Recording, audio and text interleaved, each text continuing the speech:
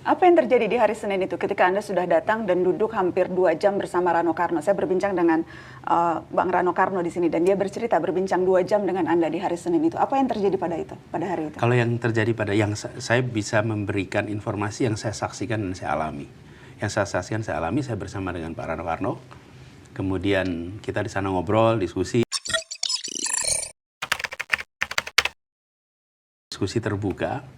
Lalu kemudian pada hari Senin juga datang di DPP, kemudian ada perkembangan yang kemudian ternyata kita tahu bahwa diputuskan Pak Pramono Anung dan Pak Rano Karno. Apa yang terjadi di hari Senin itu ketika Anda sudah datang dan duduk hampir 2 jam bersama Rano Karno? Saya berbincang dengan Bang Rano Karno di sini dan dia bercerita berbincang 2 jam dengan Anda di hari Senin itu. Apa yang terjadi pada hari itu? Kalau yang terjadi saya bisa memberikan informasi yang saya saksikan dan saya alami.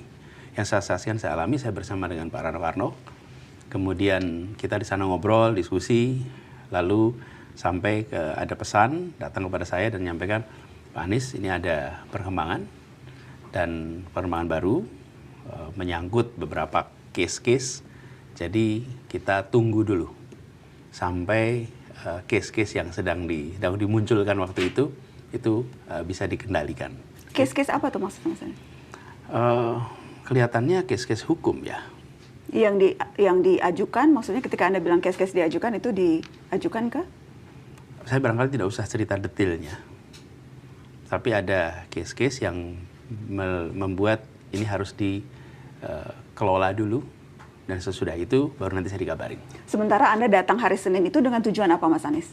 Tentu atas undangan. Saya kan nggak mungkin datang ke kantor DPP tanpa ada undangan. Jadi saya datang ke situ, saya menghormati.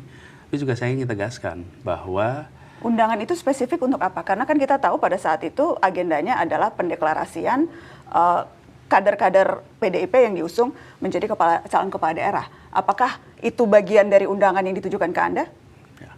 Jadi undangannya pada waktu untuk bertemu dengan Ibu Megawati, Ketua Umum Partai Perjuangan, PDI Perjuangan. Kemudian pertemuannya tidak terjadi. Saya di sana dengan Pak Rano Karno sampai semua selesai. Dan kemudian saya selesai di situ kembali.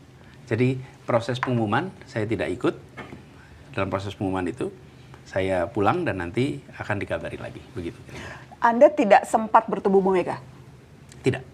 Selama proses drama pilkada ini, apakah Anda pernah bertemu langsung dengan Bu Mega? Belum. Belum. Saya ingin konfirmasi apakah memang ada syarat dari PDI Perjuangan siapapun termasuk Anda begitu yang akan diusung menjadi calon kepala daerah harus menjadi kader PDI Perjuangan? Sama sekali tidak pernah. Jadi tidak pernah ada pembicaraan tentang menjadi anggota dengan semua pimpinan.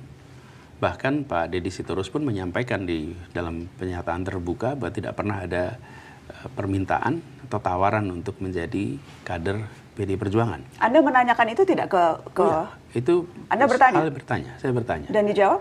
Dan tidak. Jadi ini sebabnya saya sampaikan bagi mereka yang terlibat di dalam proses yang sangat dalam pasti tahu itu bukan isu. Yang bicara soal ini pasti orang yang dari luar, yang tidak dalam orbit. Karena kalau kita lihat berbagai pernyataan Ibu Megawati Soekarno Putri itu keras sekali. Ini contohnya misalnya Mas Anies, pernyataan Bu Mega yang spesifik menyebut nama Anda. Saya ingin Anda menyimak ini. Walaupun saya tahu Anda mungkin sudah mendengar ini, tapi mari kita lihat. Terus kan tadi di depan itu aku kaget toyo, ada baju merah hitam, terus tapi pasang spanduknya itu kan suruh gotong Pak Anies ya, iya toh? Siapa yang nggak lihat? Aku aja lihat kok. Itu katanya sopo? Saya tanya mana dia si Komar. Itu satgas apa ya? Kok namanya satgas hitam ya?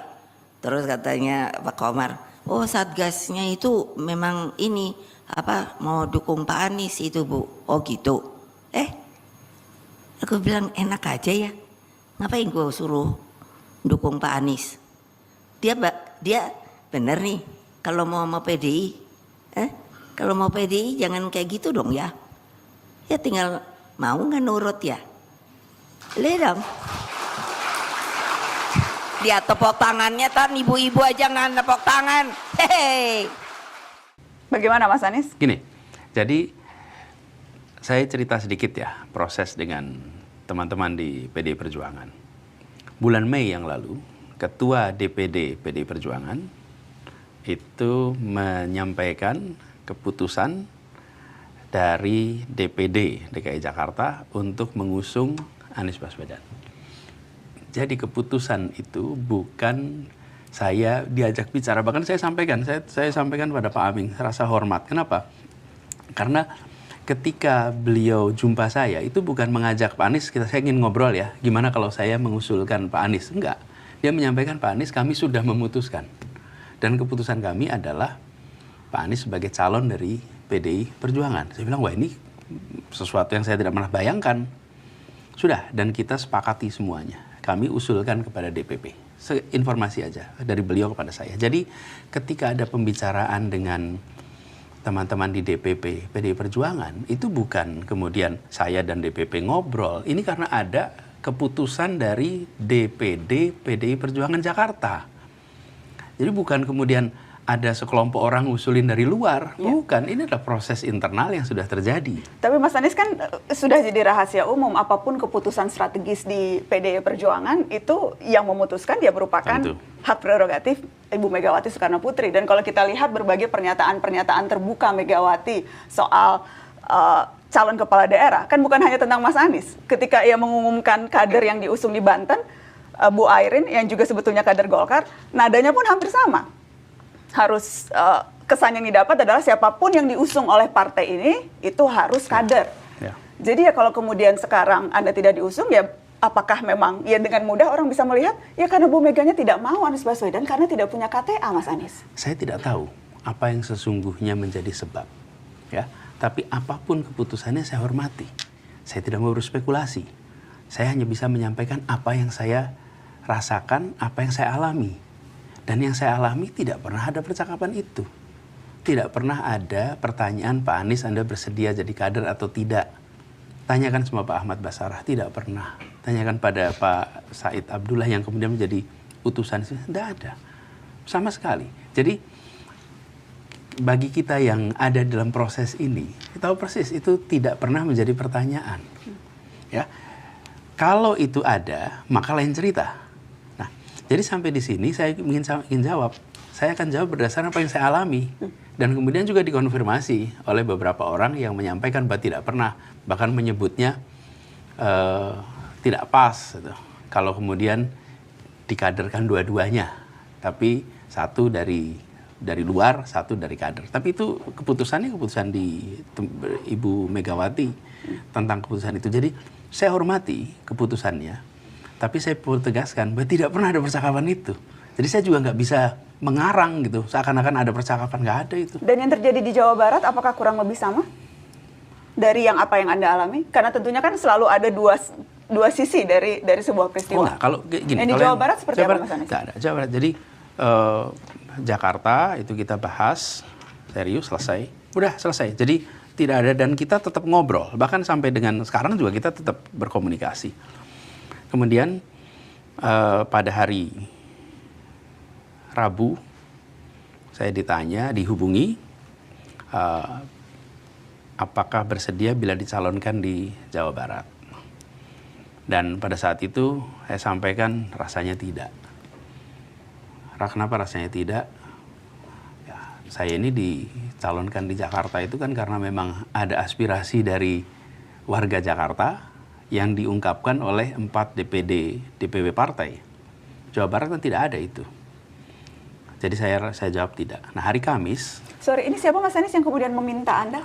Saya nggak perlu sebutkan ya namanya, tapi di kontak resmi dari mereka. Kemudian saya sampaikan jawaban itu. Selesai. Nah, hari Kamis muncul percakapan lagi. Kamis siang. Menanyakan ulang lah gimana situasinya, dan saya juga bertanya itu seperti apa. Nah, pada saat itulah kemudian rame di media. Nah, ada beberapa hal yang menurut saya gini, saya perlu pertimbangkan. Kenapa? Bagaimanapun juga ini adalah sebuah undangan yang disampaikan dengan serius. Jadi saya sampaikan saya akan konsultasi. Jadi saya konsultasi sana sini, dan kemudian kesimpulannya adalah saya tetap tidak tidak terlibat di dalam pilkada Jawa Barat, tapi saya tetap dalam posisi yang sekarang, gitu. Apa saja faktor yang Anda pertimbangkan ketika kemudian memutuskan hal itu, Mas Anies? Satu, saya nggak mau jadi calon drop-dropan. Bukan aspirasi rakyat Jawa Barat. Tidak ada DPW yang mengusulkan, tidak ada rakyat Jawa Barat yang meminta. Kalau di Jakarta, rakyat Jakarta meminta. Di survei ada angkanya lebih dari 40-an%. Kemudian di dalam DPD, DPW ada 4 partai yang mengusulkan. Ada memang aspirasi. Itu satu. Dan bagaimana kemudian Anda memaknai ketika tadi orang yang tidak mau Anda sebutkan namanya ini menyatakan ke Anda ingin mengusung begitu? Ya. Kalau kemudian bukan karena, dan Anda menjawab tidak ada aspirasi rakyat, jadi bagaimana memaknai permintaan yang diajukan oleh... Ya, saya menghormati itu. Kenapa? Karena mereka melihat ketika sampaikan bahwa Pak Anies ini adalah kesempatan untuk Anda tetap berdampak. Untuk Anda tetap bisa memberikan manfaat pada orang banyak. Kami kemarin mencoba untuk di Jakarta, ternyata tidak, maka sekarang kita ingin mencoba Pak Anies, nih Jawa Barat. Sebuah kesempatan untuk Pak Anies bisa di sana memimpin, memberikan manfaat. Itu disampaikan dengan niat baik. Jadi tanpa kemudian memberikan penjelasan kenapa yang di Jakarta tidak jadi dan tiba-tiba sekarang menawarkan Jawa Barat. Nggak perlu. Tidak perlu ada, kalau buat saya ya, ketika Ibu Mega memutuskan, itu 100% kewenangan ada pada beliau. Dijelaskan apapun ataupun tidak, itu hak beliau. Kita hormati. Sama kalau saya ambil keputusan, begitu saya ambil keputusan, saya tidak harus menjelaskan. Tapi keputusan itu kita hormati. Jadi soal Jakarta, bukan soal ada penjelasan atau tidak ada penjelasan. Sudah diputuskan, hormati, selesai. Nah soal Jawa Barat, ketika kemudian mereka bilang, Pak Anies sayang Anda bisa berdampak di sana. Tapi saya melihat ini sesuatu yang bagi saya bukan hal yang aspirasi bawah. Okay? Terus yang kedua, saya melihat panggilan rakyat Jakarta itu adalah keinginan untuk mengembalikan kondisi yang sudah ada. Di Jawa Barat kan saya tidak merasakan itu. Hal lain adalah ini bukan sebuah kegiatan cari kerja. Kalau nggak dapat pekerjaan A, terus pindah pekerjaan B, yang kemudian diputuskan begitu saja, yang penting saya dapat pekerjaan. Bukan, saya tidak dalam posisi mencari pekerjaan, melamar pekerjaan. Jadi saya juga tidak ingin catatannya itu karena ada kesempatan maka ambil. Enggak, kita sedang berbicara tentang memberikan dampak, dan dalam proses politik ini ada nilai-nilai yang lebih tinggi daripada soal posisi.